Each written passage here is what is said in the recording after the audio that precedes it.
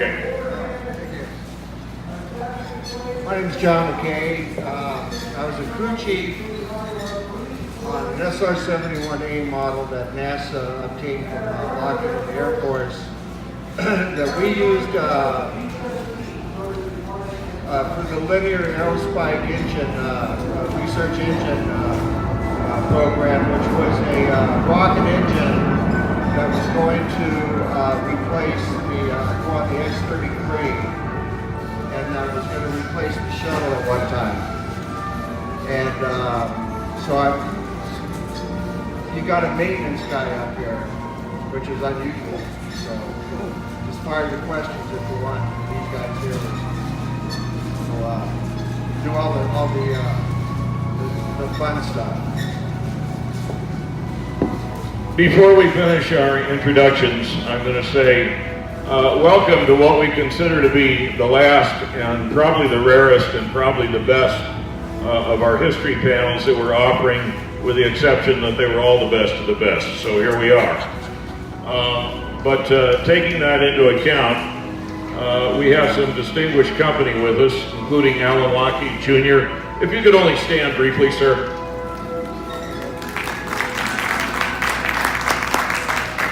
You have the entire reason for being legacy among us, flying the Lockheed, flying with the crew that is flying the Lockheed Vega, that outstanding aircraft with the high gloss monocoque fuselage out there. It's the one that was known to the Lindberghs, to Amelia Earhart. It is one work of art, one aircraft, the oldest flying Lockheed today. And that was one of our earlier history conversations. But we know why people are here this afternoon, because there is such a global renown and love for the aircraft that is colloquially known as the Blackbird. It had variants with various A designations. It had an SR. It even was an RS at one point before LBJ, Lyndon Johnson, botched it, and they said, well, I guess we got an SR, President said. But this is a distinguished company to tell you about the Blackbird. My name's Dennis Anderson. I'm a therapist who works with veterans. Most of these fellows here are veterans. I'm their therapist. But here we are for this afternoon, an afternoon of rare conversation.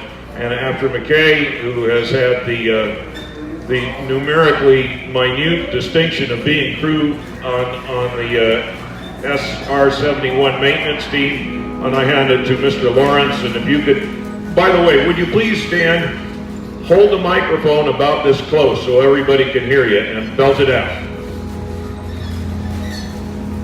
Good afternoon. My name is Dave Lawrence. I feel like I'm on an Oprah Winfrey show. And I don't want to say anything that my wife will ultimately be embarrassed about. So it's a little closer. Good. I can say. Huh? I can't get it. Is that better? Is that better? Good afternoon. My name is David Lawrence. I'm a retired Air Force officer. I served in the SR-71 from 1980 to 1984. Approximately 450 hours of flying time, which I figured equated somewhere between 100 to 150 missions. I'm so proud to be here today. It's not a conversation that goes on every day, and as Ed McKim, my buddy here, will attest to, all you need is one story to spark you, and then you can go for hours and hours and hours with stories. So with that, I'll hand it over to Ed. Thank you, Dave. My name is Eddie McKim, and along with Dave, I'm a retired Lieutenant Colonel from the United States Air Force as a navigator in the SR-71. I flew in the aircraft from 1980 to 1984. I have approximately 600 hours, and that's mostly Mach 3 time.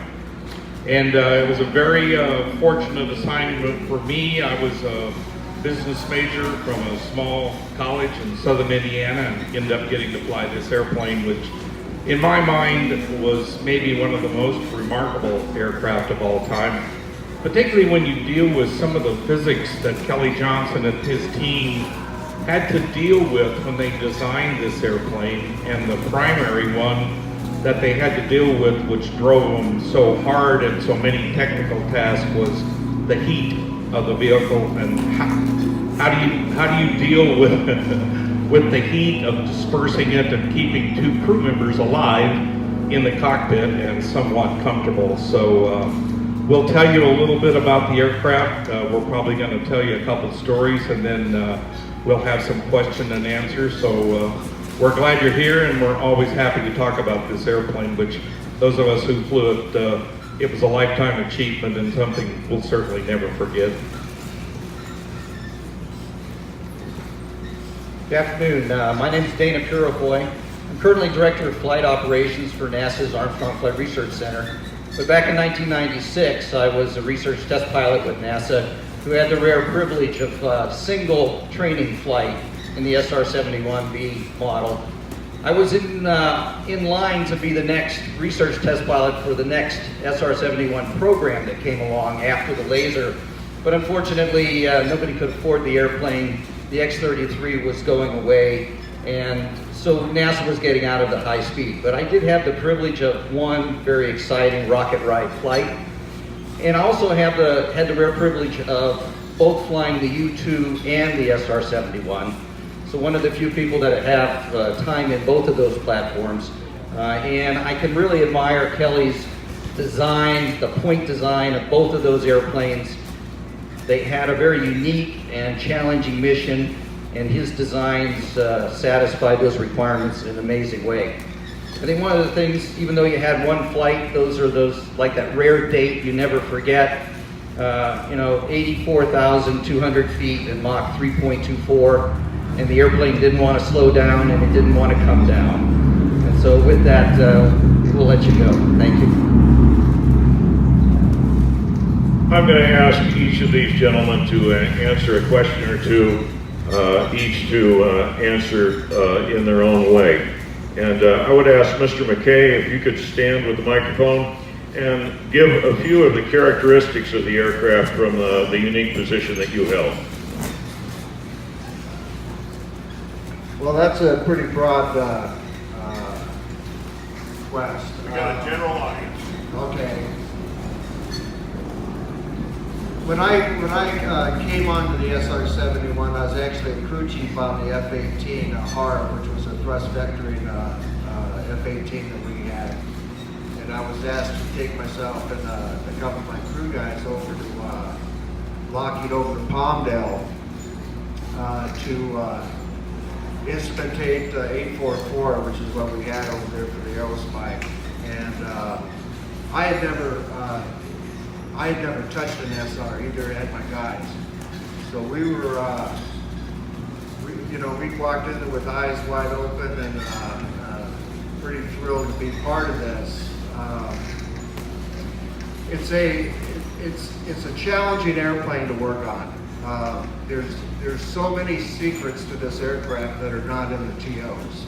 In fact, I think they stopped updating the TOs at one time because they got a crew member of mine named Pat Lloyd had worked on the SR at Lockheed and in the Air Force over in England. And we would go through, say if you changed out a gearbox, and you would walk through these procedures to check this thing out, run the engine and that kind of stuff. And he would say, well, that's not it. We're not done. And I said, well, it doesn't say that, Pat. And he goes, of course it doesn't, but this is how we do it.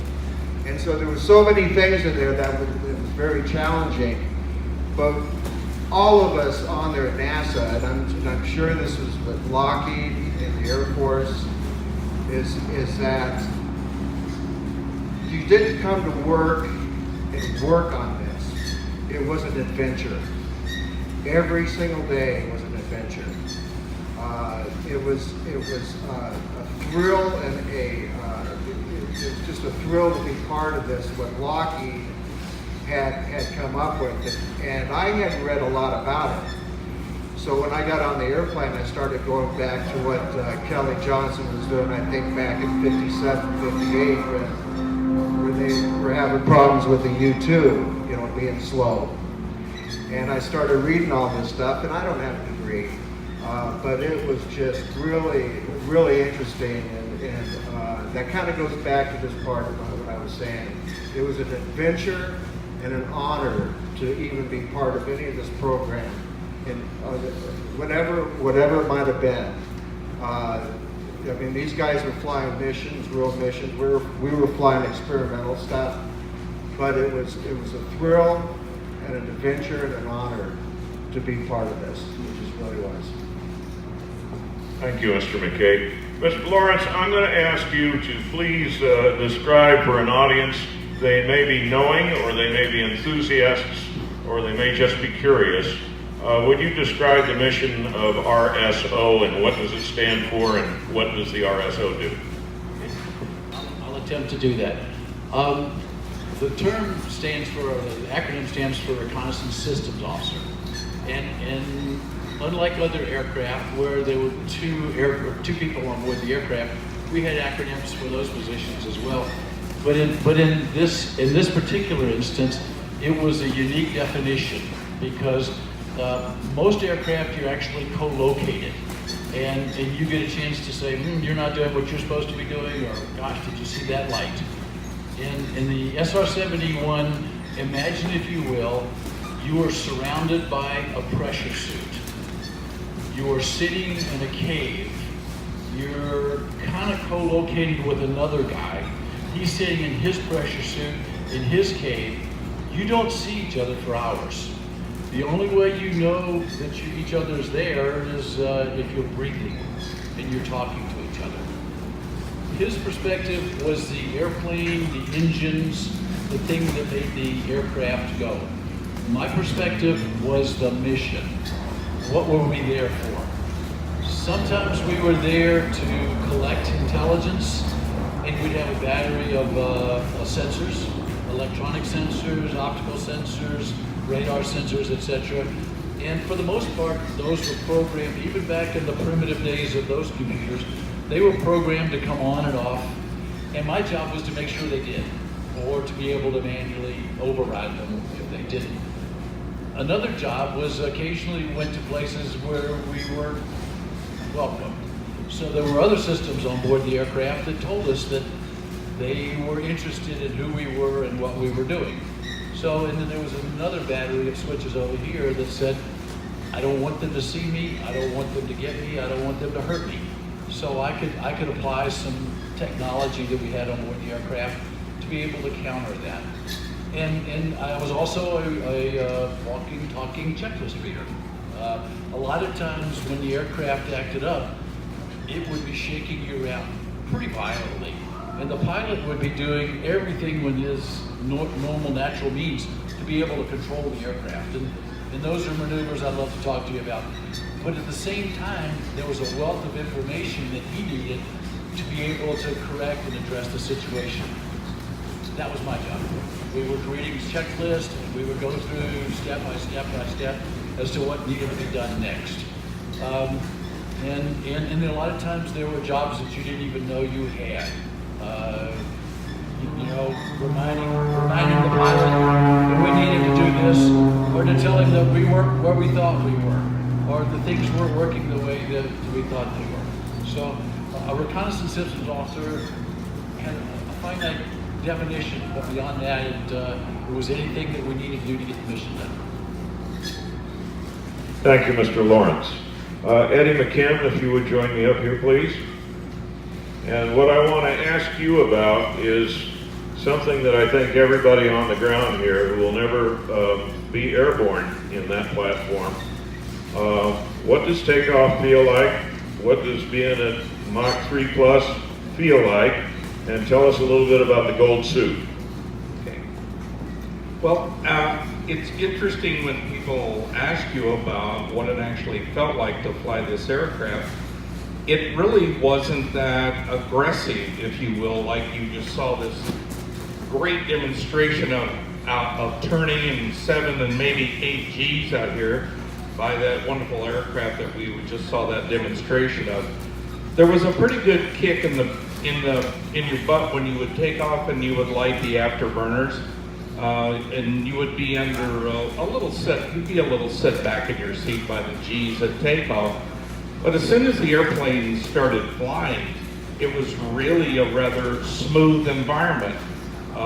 There's occasionally when you would have some aerodynamic disturbances, and we'll tell you about that a little later, but the aircraft throughout its flight regime was very solid.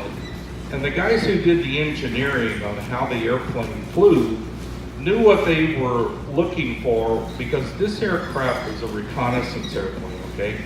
Which meant its light was to take pictures, take radar pictures, take photographs. So imagine standing out on the flight line when it's buffering around like that, try to do that from 80,000 feet. So the airplane itself, when you were in it and flying, was very smooth. We were, for the most part, above turbulence at our flight altitude. So the aircraft wasn't buffering like you would be on the Southwest from here to Dallas, for example, jumping around in the airplane. It's pretty smooth. The other part that Dennis asked us about is we flew in a full pressure suit. Very similar, built by the David Clark people. It's also the first, the suits were worn by Crippen & Young on the first shuttle mission, the very first shuttle mission.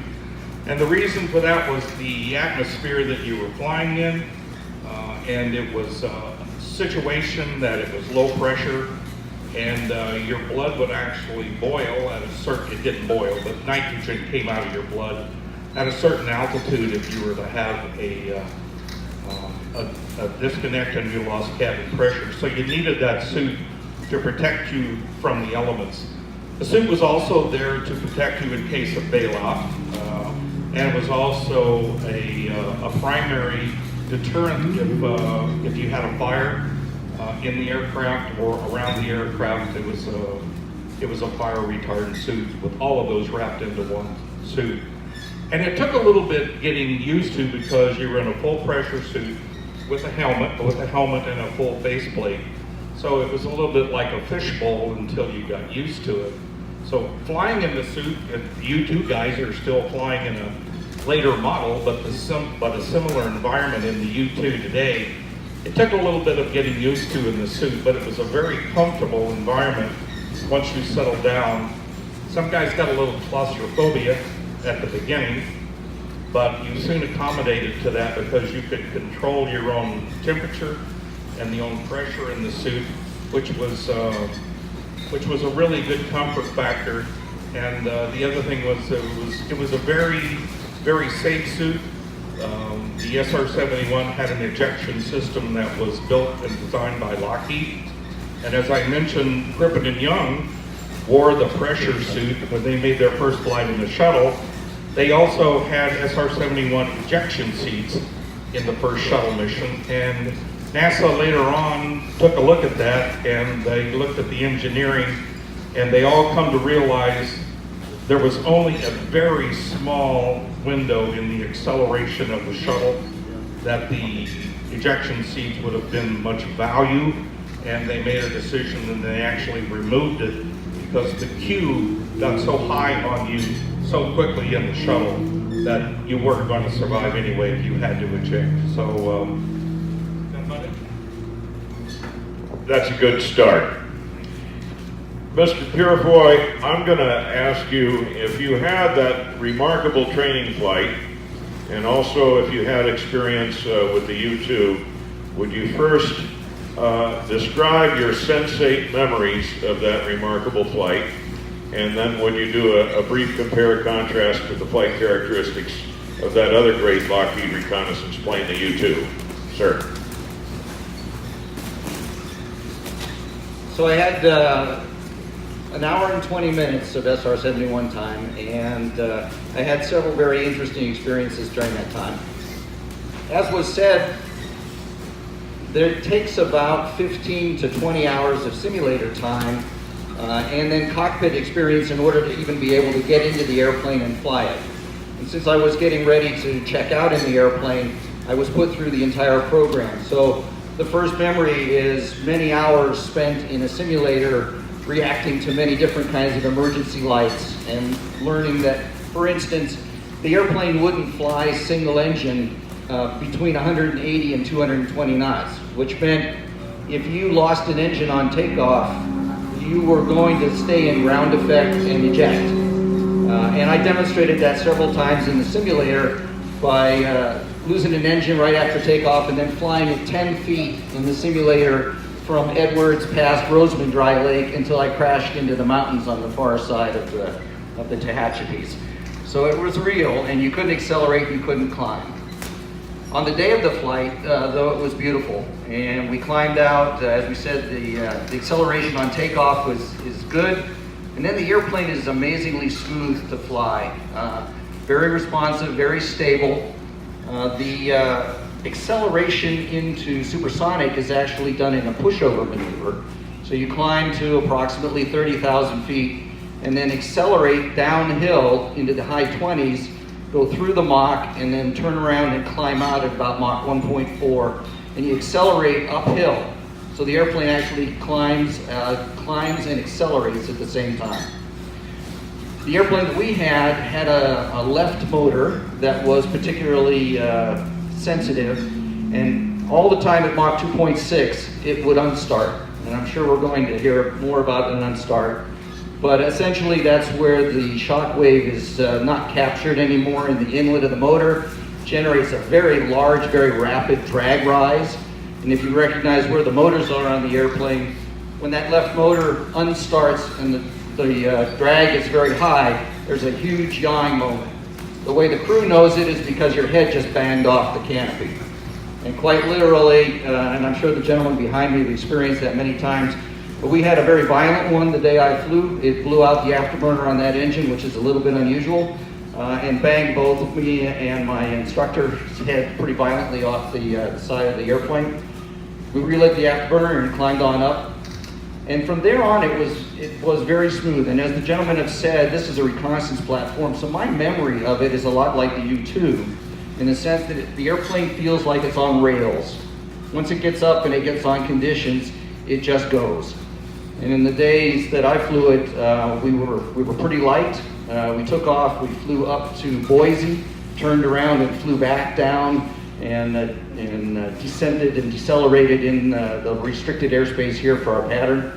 Coming home, the airplane wouldn't stop, it wouldn't slow down. We got up to, like I said, 84,200 feet, got up to Mach 3.24, and we started to pull the power back to come home, and the airplane wouldn't stop accelerating. I had to keep pulling the power back, pulling the power back, pulling the power back. Finally, we got so we could slow down and come down, and got into the pattern. One last thing, the U-2 is a manly airplane. That is a very difficult airplane to fly. Extremely heavy forces, very unstable in terms of the yawing motion associated with its movement, very heavy on the controls. The SR-71 was the exact opposite. It was really a pleasure to fly, easy to land, and really was on rails when it was at altitude. Thank you, Director Carafoy. I'm going to work back from Eddie to Mr. Lawrence again, come back to Mr. McKay. Eddie, if you could join me again, please. And what my question to you is, now, one of the things we do just as a matter of etiquette and protocol is we don't talk about anything that's under classification. We don't blow the black stuff. It would not only be impolite, somebody would come and get you. They might, yes.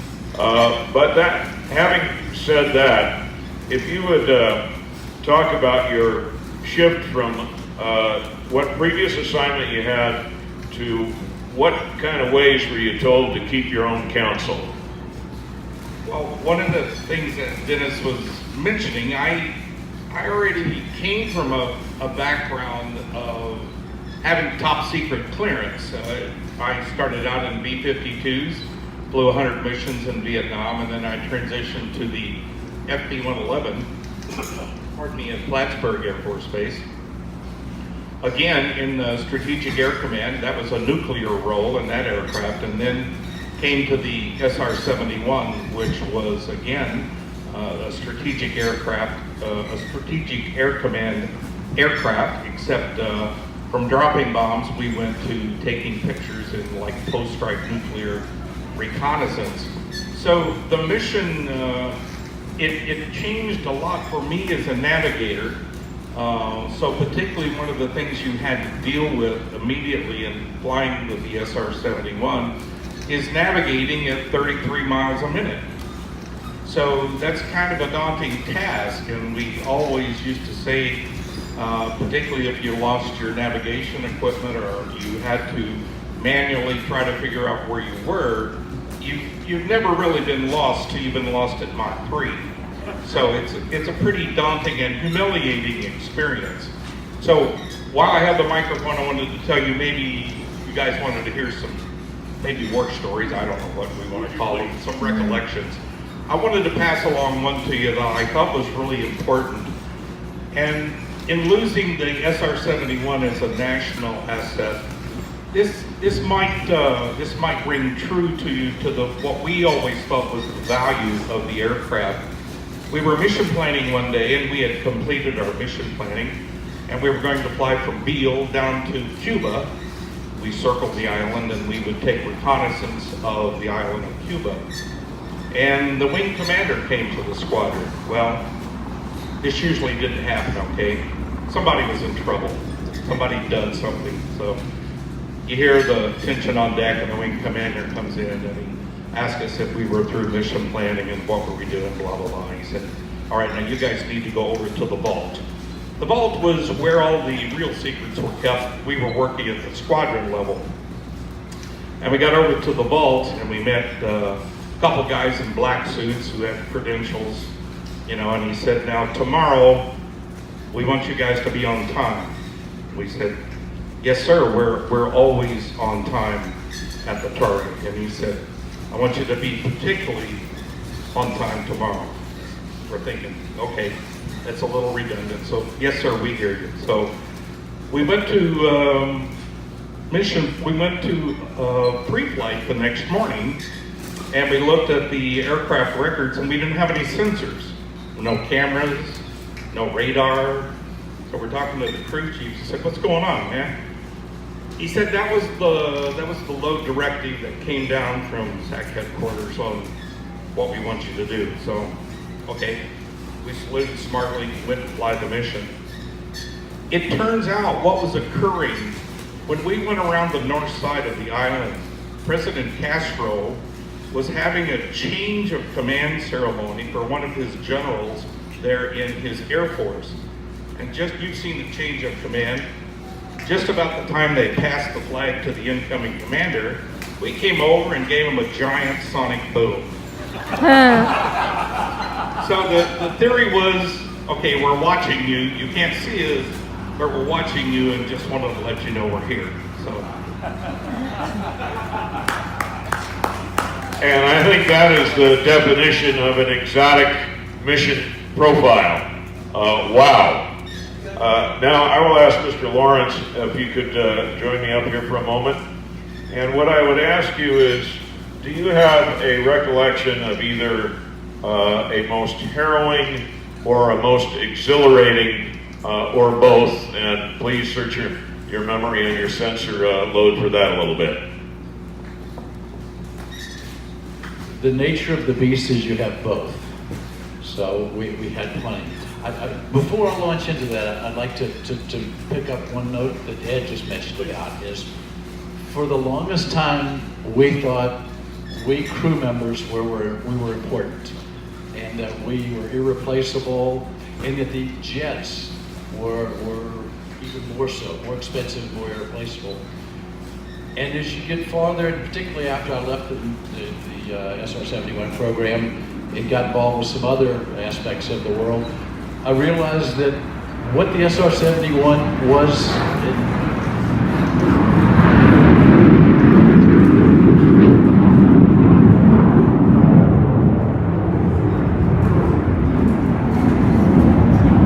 what we were and what we so uniquely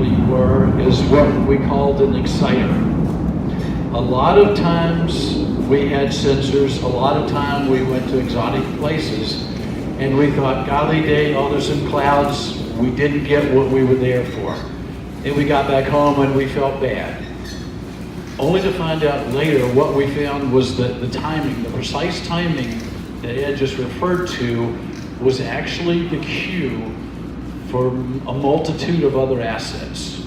On the ground, in the air, in space, places you can't even imagine in certain parts of the world, that as we caught somebody off guard, we had other people with us that we didn't even know about, that were collecting things, seeing things, doing things, that at the end of the day, when you start talking about the real value of these missions, the national staff were actually trying to figure out how our friends, foes, allies, etc., would respond to certain situations, because that went into their future planning as to how we would handle them if certain situations arise. So we would go in places, in the sonic boom that Ed just referred to, it would hit them off guard. And some of the missions we flew day in and day out were just milk runs. We would fly the same circle every day. They knew we were there, we knew they were there. Nobody did anything. It was a yawn type mission. And I can remember one in particular, it was the same exact black line, only we flew it backwards. And as we went across the place that was always sleepy, when we did it backwards, the whole world lit up. Airplanes started flying, lights started lighting up, people started talking on the radio. And at the end of the day, it proved to me that although we were important, a lot of times we just energized were the excitement for somebody else to come look and see what we were seeing. To get back to your original questions, some of the events, and like I say, exhilarating events, usually the exhilarating events are after you're on fire, after you're getting ready to eject, after they've told you to eject, and something magically happens and you land. I am proud to announce that I had more takeoffs than I've had landings. I never had to take off and actually bail out of an aircraft. Probably the most, and I don't know whether it was exhilarating, it was thrilling, it was exhilarating. We had a mission that we flew out of England, and we flew way up north of Norway. And there were some very interesting places out there that had a lot of good stuff that they were interested in. And so we would take off, and in February 9th as a matter of fact, in England, in that far north, the sun rarely comes up, or it comes up very late. And as you go far enough north up toward Norway, the sun doesn't come up at all. So we had taken off, and we were off the coast of Norway, refueling before we went farther north to another place. And as we had gotten off the tanker and we were starting our Excel, you've been riding in the car with your wife, and all of a sudden you're reading, you're doing something, and all of a sudden you hear, "Oh shoot," or something similar, and you say, "Uh-oh, something, I better pay attention to this."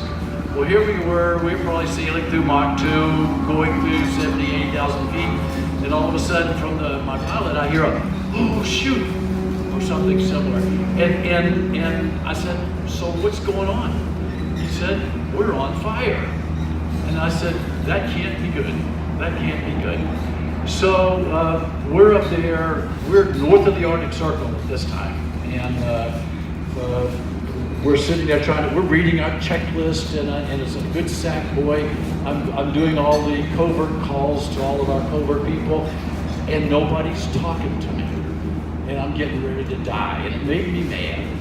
So I did the old Navy trick. I came up on guard, 2430, and I said, "Help, help." And lo and behold, someone who speaks English much better than I, and with no accent, came up on guard and said, "We got you, we got you." And next thing you know, when we pulled that engine out of afterburner, the fire light went out. So it wasn't an immediate thing. Well, that's kind of the prelude. The exciting part comes we're going through clouds. This American voice, or this English-speaking voice, is saying, turn left, turn right, go down, go down, go down, go down. And we're following his instructions. And all of a sudden, we break out underneath the cloud deck in a fjord. There's ice there, and there's ice there, and there's water and ice underneath of us. We don't know where we are. We really, really don't know where we are. He says, I got you. So he gives us directions, and we go down, and in the distance, there's a white field with little black dots. He says, between the black dots, there's a runway under the snow. Okay, we got you. So we configured the aircraft, landed in between the black dots, and sure shit, there was a runway. It was a place called Andoya, about 300 miles north of the Arctic Circle. And as we're taxiing out, there's a lot of activity around the field. There's people pushing snow here, pushing snow there. And finally, they got us into a hangar. And as the backseater, my job, there was a problem with the airplane. If you didn't put the pins in the landing gear before you shut down the engines, you ran the risk of collecting the gear. So they put this rickety ladder up against the aircraft. I crawl out of the aircraft with some pins that I'd never put in before, so I really didn't even know where the holes were. And I'm running down underneath the aircraft and putting pins in there, and I'm standing next to this guy, and I look up. There's a blonde guy about this big, and he's got red stars on his shoulder. And I said, oh my gosh, I hope I'm not where I think I'm not. And it turns out he was a fine Norwegian officer who had just gotten back from school in Norfolk, Virginia, and we lived kind of happily ever after. The crowning glory, though, was that night downtown. We didn't have any clothes, we didn't have any money. The Norwegians were so generous to us. They put us up in a hotel, and we were talking to them. We said, well, gosh, had we really had to jump out of the aircraft, what would have happened? You know, would you guys been able to come out and get us? And the guy in his Norwegian brogue said, after we called, and remember, this is February 9th. Nobody lives in northern Norway that time of the year. On February 9th, he said, we would have had to have recalled our fishing fleet, which would have come in about 2 days. And then we would have had to tell them what they were looking for, and then they would send them out to look for us. And as Ed will attest, the time of useful consciousness in our spacesuit is 5 minutes, 10 minutes, that far north. So sometimes we knew we were kind of on one-way missions. So there's kind of an extreme there. That deserves a round of applause, I think. When you really hear the word one-way mission, that's what that means. Mr. McKay, if you could join me up here for a moment, and what I'd like to ask you is a twofold question. As the chief, what parts you were responsible for everything, so if you could talk about either engine or surfaces or anything that occurs to you, the challenges of that. And the other thing I would ask you is a very general question for a general audience. How is it that the man who's in charge loves an airplane?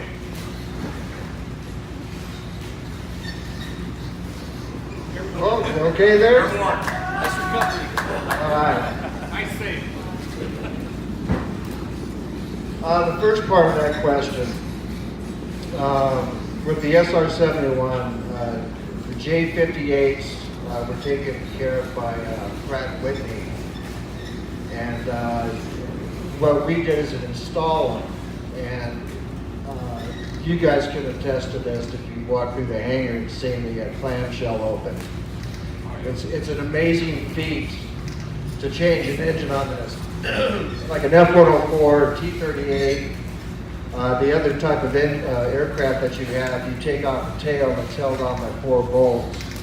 And then you can disconnect the engine and just roll it back. On an SR-71, what you actually do is fold the wing completely up and then attach the tip of the wing to the rudder.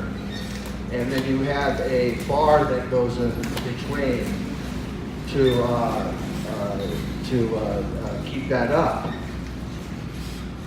and before, earlier I mentioned that we had never touched this airplane, and Pat Lloyd was the one that knew how to do this. And that was it was an amazing feat. Being responsible for all these individuals that are working on this airplane, you can imagine the pucker factor that I had the first time that we had to do this. It was quite an experience. The rest of the airplane, I've always said that the people that designed the fuel system and the flight control mixers and maybe especially the fuel system, I think what they did is they pulled these people out of rubber rooms and gave them slide rules. It is the most amazing thing that you've ever seen. And when we were over at Lockheed with 601 instrumentating this airplane, we actually went back in there and we changed out the floats and the shutoff valves, and we completely re-engineered the fuel system for the laser. The laser was 41 feet long, this canoe, and it weighed over 14,000 pounds. And this thing actually sat on the top of an SR-71. And Dana, maybe you can attest to this, talking to Rogers and Eddie, the pilots, they didn't really feel that it was up there. Is that, yeah. 14,000 pounds of stuff up there, and this airplane can take off and you don't even know it's there. I'd like to touch on something that is part of the airplane, but it's also part of research and something that NASA does, and that we do a lot. Is when we put the canoe on, the laser, it had a 41-foot canoe, and then it had a platform on the back. We don't have a picture of it. But it was in the back of the airplane, and it stood up about this far above the backbone of the airplane because the canoe was below that. And it was probably really 30 square foot. And the canoe, the rocket engine sat on top of this on the back. And when we put it on there, it was held on by 2 bolts and a pin.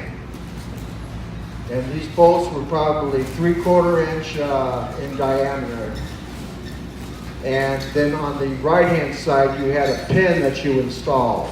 And that is what held this 14,000 pound piece of equipment on this airplane.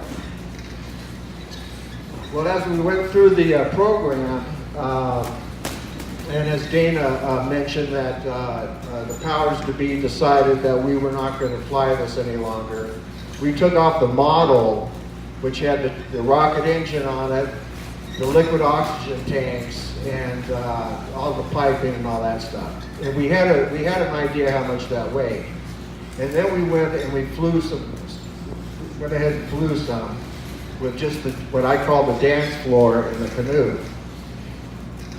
Now it came time to put this to bed, and we were getting ready to fly for the Edwards Air Show, and we were going to take off the canoe and the dance floor.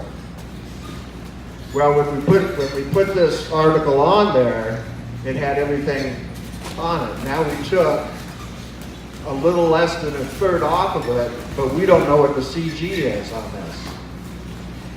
And my ops engineer, Brad Neal, we tried to figure this out, and we just couldn't quite agree exactly how this was going to happen. So we had the sling that hadn't been touched that we put this thing on, and an overhead crane down in the shuttle hangar that came from it. And I went out and I found this gigantic scale that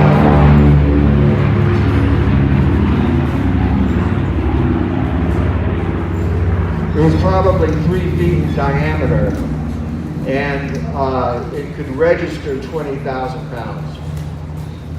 So my idea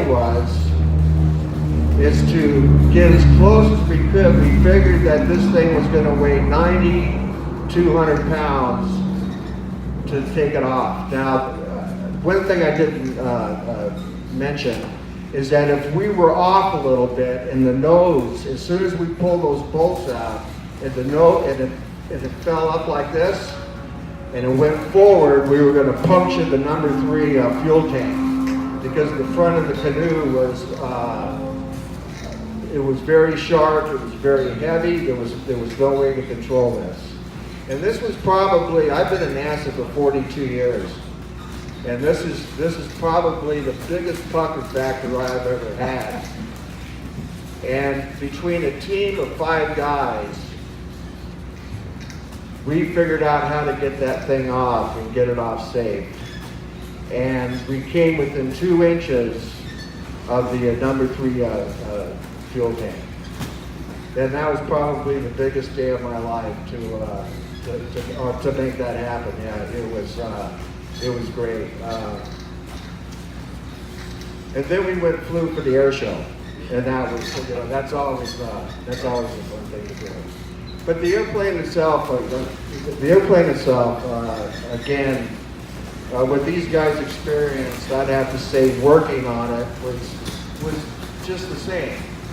You know, going out there and tying the airplane down and running the engines on this thing. I mean, it is just a real, like I said earlier, it's an adventure. Every day was an adventure. Thank you so much, Mr. McKay. I'm going to turn it over to Mr. Purifoy for a moment because I have a specific question, and then I want last words for the systems officers. So I give it to you, sir. If you would describe what NASA's research goal was in taking custody of an SR-71 for as long as you did. Gladly. NASA used the airplane in my era, that is in the 90s, for 2 projects.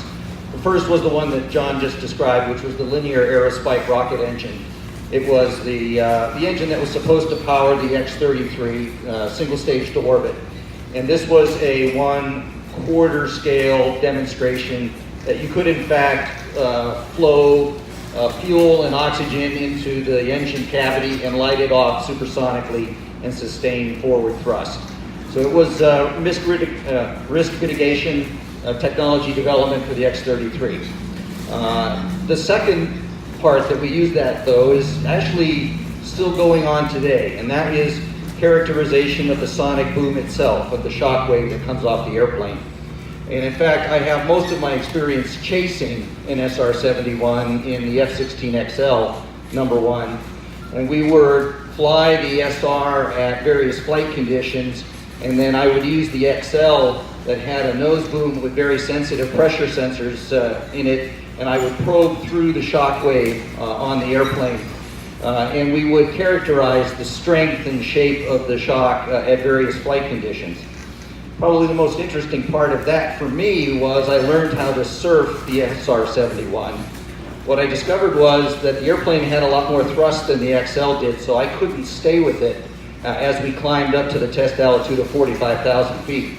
But if I was to come in very tight on one wing, and as we accelerated it through the Mach, I could actually feel the shock wave of the SR pick the tail of the XL up, and like surfing a wave in the ocean, I could surf that shock wave all the way up to the test conditions of 45,000 feet and Mach 1.6, which was pretty exciting. And then the second part of that was the first round of probing that we did was at 100 feet underneath the airplane at Mach 1.6 and 45,000 feet. So to slide from, in this case, the right wing down directly underneath the SR at about 100 feet, and then fly all the way under it to the nose shock. The situation there is you're looking this way to make sure that you're not climbing, then you're looking up here and all you're seeing is a huge black belly of the airplane, and back and forth. And for those who have flown through the shock wave, you may recognize that depending on which way you're going, it pushes the nose of the airplane up or it pushes it down. And the most exciting part I had there was pushing through the shock wave the very first time. My XL kicked up about 6 degrees or so, at 100 feet, that airplane got pretty big pretty fast, so we backed out of there and came on back. But the data that we collected is being used today to design and build the next low-boom flight demonstrator airplane that NASA is going to be flying here as a series of X-planes coming up. And hopefully that's going to lead eventually to an overland supersonic transport capability. So hopefully Lockheed will be a big part of that going into the future. Thank you, Dana Purifoy. Outstanding. I have questions for each of our officers. We'll go with Eddie, we'll go with Mr. Lawrence. And what my question is at the point where you shifted from top secret Strategic Air Command and you moved into this program, what was your appreciation of what the stakes were in a Cold War that we were waging every day? What was your thought about that? I guess reflecting on that was when we would fly the aircraft operational, the flight orders usually came from at least the Pentagon and often the State Department. So the National Command Authority had decided at some point where they wanted aerial intelligence and what they were looking for. And what that meant to us as crew members is we were supposed to fly in the designated area that the State Department or the Pentagon had allocated for that flight, which meant what we always used to say is you stayed on the black line. So there was, as Dave mentioned, flying the airplane, there were many other coordinated assets that we may not have really known about or didn't really have a need to know, if you can believe that. So other people were looking at other aspects of intelligence other than what we were collecting either on board the aircraft with radar and or certain of our cameras. With that in mind, I wanted to relate a quick story to you, which I think still has a certain relevance today. When you consider where we were and when this occurred, it occurred to me and my friend Cedar in 1981, and we were flying across the DMZ of Korea in international airspace. We used to fly back and forth across the border and look into North Korea with our sensors. We didn't fly, we didn't overfly their country, we stood off from them, and we had pretty good sensors that could look rather deeply into the country.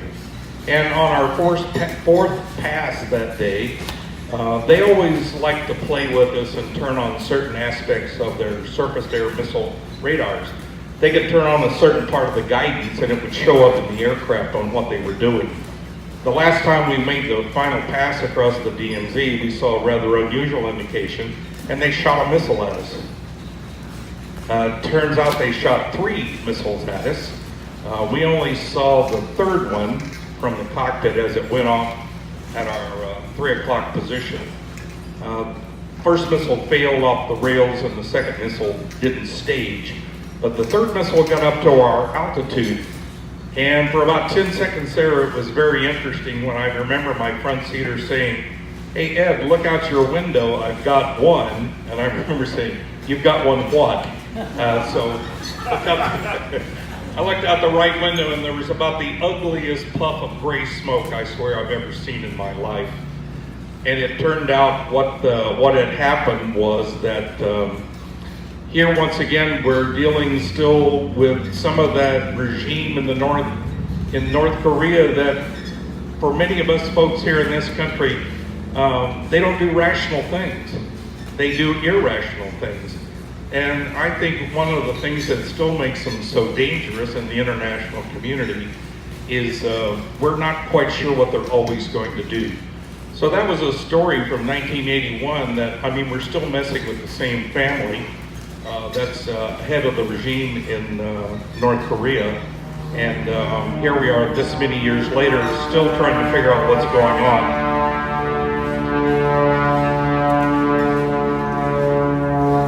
And that was part of the same family that's still ruling North Korea today. So after we left the area, this encounter only took about 20 seconds, but it seemed like a lifetime. As we left the area, normally one of the jobs of the backseater was to give a mission report. And usually it was an operations normal mission report, so I'm looking through my comm flimsy because you're a good military officer and everything's laid out for you on what to do. And my front seater said, "You're going to give the radio report." And I said, "Well, I don't know what to do here." I said, "We don't have a situation for this." He said, "All right, what are you going to do?" And I said, "I'm not going to do anything." So we drove back to Gadina, and as we landed and turned back into the det operations, the det commander, who was a colonel, he runs up the ladder, looks at me and starts yelling at me, telling him the beer's on me for not giving an ops normal report. And I'm trying to calm him down and tell him that it was not ops normal. No. And he said, "Well, what happened? What happened?" And I said, "Well, why don't we take this into your office and talk about it?" He said, "What happened? What happened?" I said, "We were shot at." He said, "In my office." So he took us into his office and proceeded to debrief us. We were still in our pressure suits. So about 5 minutes later, one of his master sergeants from the comm squadron comes in with a book about this thick, and Colonel Herzog said to him, he said, "What's that?" He said, "See this page? You have to call the Pentagon." So that's what he did.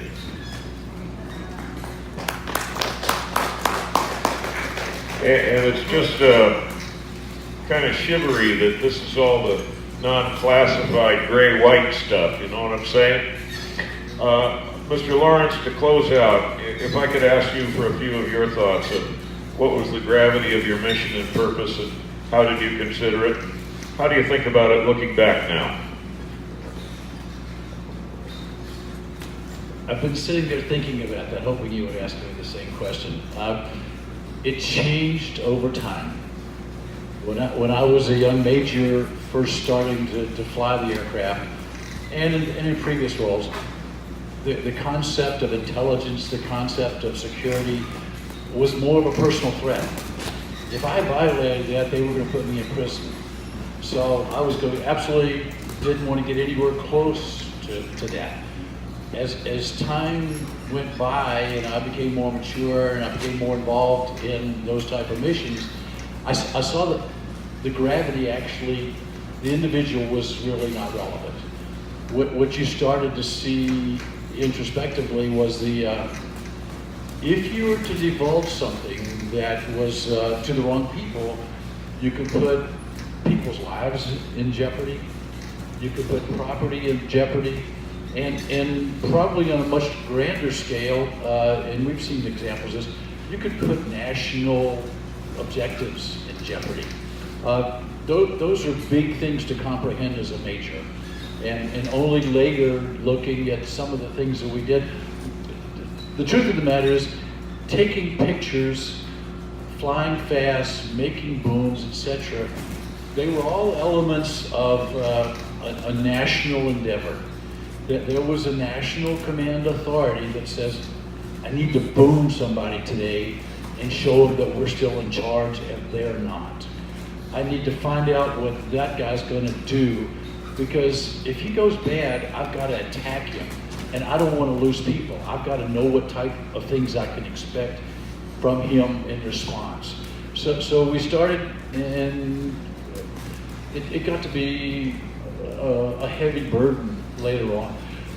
As an adjunct to that, when I first got to Lockheed in about 1990, they had a welcome dinner, and the guest speakers were old U-2 pilots, old guys that had worked for the CIA for a long time.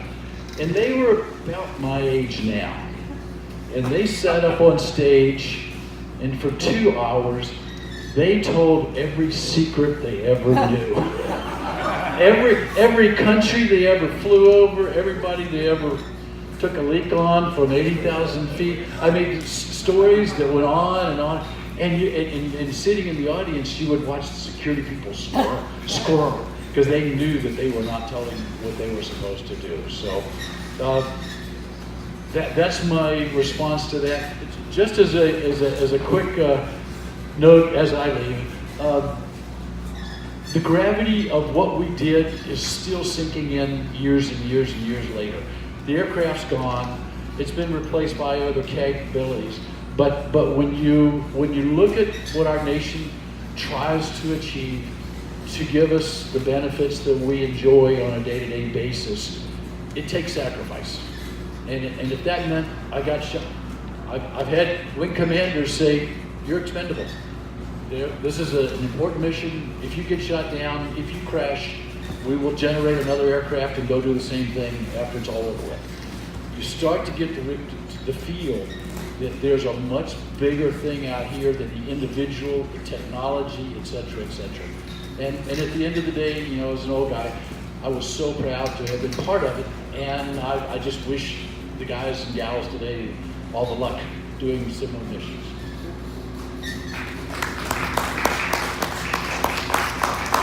I think that is a wonderful note to close on, and I want to thank, you know, we have two of NASA's best of the best.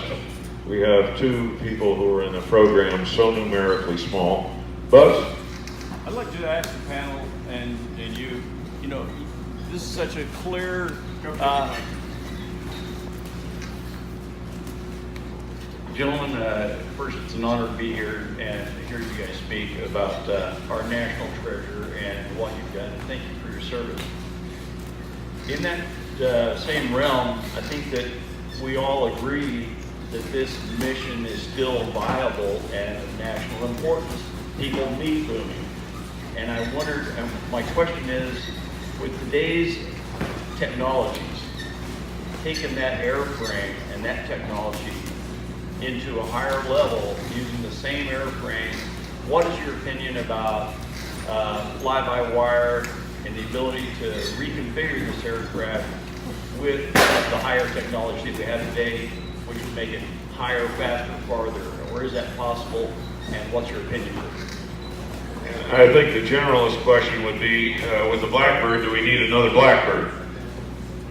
I think the answer to that would be yes, but the one thing to remember about when the SR was flying and you were talking about farther and faster, it was pretty much already at the limit of the physics that we knew at that time. Benrich said the airplane would fly maybe Mach 4. The airframe was capable of it. The engines were not, so we needed another evolution of propulsion to get the aircraft faster. But I guess the overall thing that I was very disappointed to understand when they canceled the SR-71 program is it's a very intellectual question and sometimes hard to determine of what is the price of intelligence, no matter how you get it, okay? And usually that intelligence has a very short shelf life. We were, for the most part, primarily replaced with satellites. There's still a number of airborne reconnaissance airplanes, some of them new, some of them unmanned, some of them next generation, and hopefully some of them still quite classified. But the trick of the day was, once again, what was the price of intelligence? And those of us who flew the SR, I think we always had the feeling the one element that we had over an adversary was surprise. Those of us who flew the airplane operationally pretty much kind of had a saying that we'd fly the airplane anywhere once. Okay, now if you want to go there again, we probably ought to do some mission planning and look at assets and threats and things like that. But it was such a difficult airplane to shoot down or even make the solution, and you could get in and get out quickly. There's many other elements of that today. Satellites tend to be predictable. People will bring in their assets undercover, etc., like that. But as far as we all hear, there's an SR-72 possible. I hope that's the case. Manned or unmanned, we don't know. But I personally felt like it was an airplane that was retired before its time, and that was primarily due to government budgetary issues. And you always hoped in the back of your mind that they had something else. I never knew that they did because I left the program and was debriefed, but that was always the feeling. So once again, what's the price of intelligence? And I think that's often a very difficult question to answer. We've got room for one last question and then our air show ends, but you were here for the best. Come here.